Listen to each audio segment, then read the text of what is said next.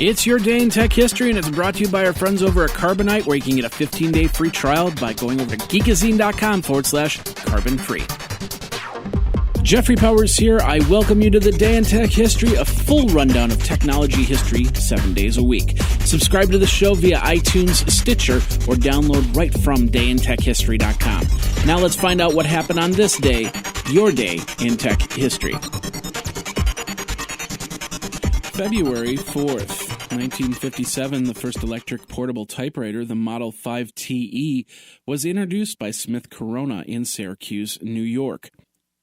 1971, the NASA astronauts Alan Shepard and Edgar Mitchell land on the moon aboard the Apollo 14 lunar module Antares. 1989, the final game for the Sega Master System 8-bit video game console, Bomber Raid, was released.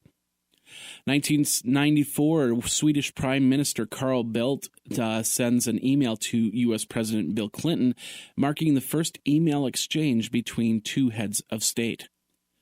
1997, Apple Computer acquires NeXT for $427 million in order to use the company's OpenStep operating system as a basis for Mac OS X. Apple Computer CEO Gil Amelio also announced plans to restructure the company in order to focus on the Macintosh. Co-founder Steve Wozniak returns for the first time since '85 to serve on the executive committee with Steve Jobs, who's an advisor to Amelio. Bill Gates makes a public statement that he was very interested in continuing to work with Apple, as they have done through history.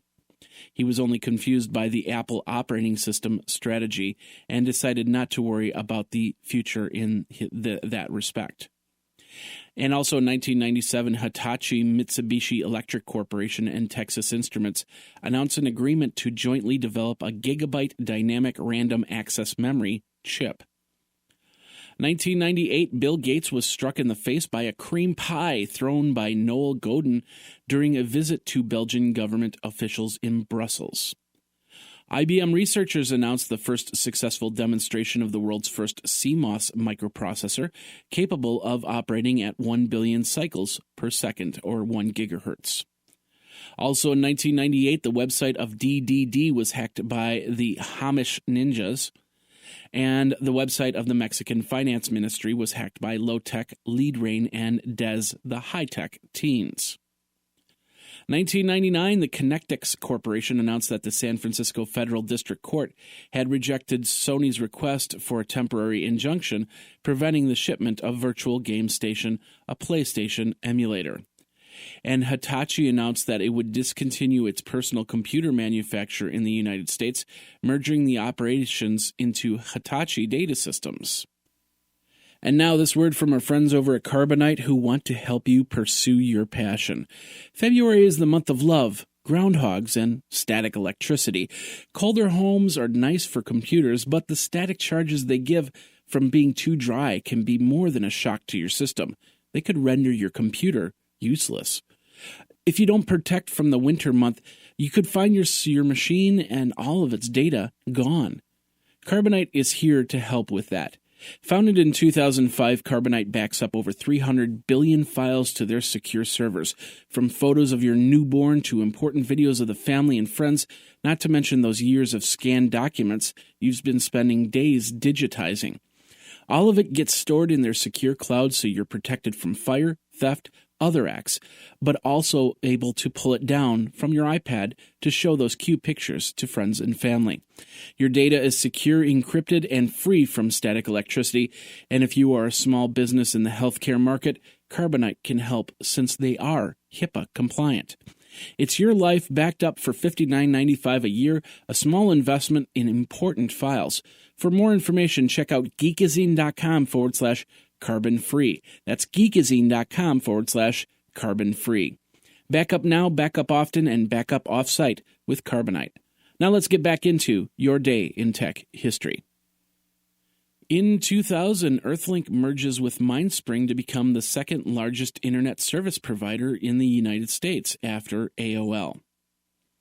2001, Perleden and Crux Linux community released version 0.5.2 of the Crux Linux operating system.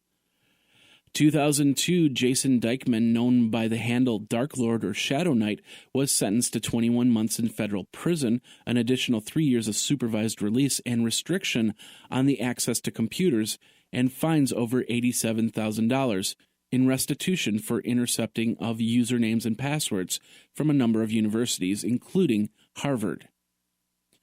2003, AMD released the 2133 MHz Athlon MP2600 Plus processor. It featured a 256 kilobit level 2 cache and 266 MHz front-side bus. 2004, the upgrade of Abilene, the Internet 2 backbone, from 2.5 gigabits per second to 10 gigabits per second was completed. And Mark Zuckerberg launched the Facebook, which would eventually become Facebook.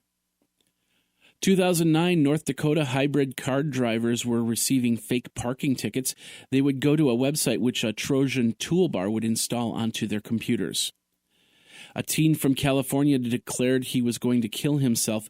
Jesse Coltrane, who was chatting with the teen from New Jersey, had actually took the threat seriously and took action to save the teen's life. Also in 2009, Congress approved the DTV, that's the digital TV delay, to June 17th because they were not ready.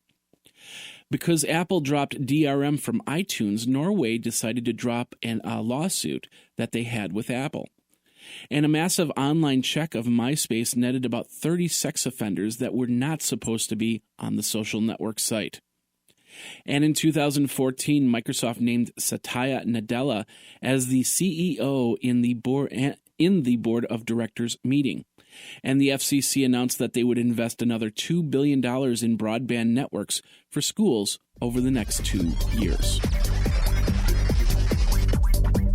And that's your Day in Tech History. My name is Jeffrey Powers, www.dayintechhistory.com. All the show notes are over at wikizine.com, Geekazine's wiki. And, of course, you can like the Facebook page and follow Twitter at Day in Tech Hist. Until tomorrow, take care. Day in Tech History is copyright 2015, JMP Enterprise and Geekazine.com.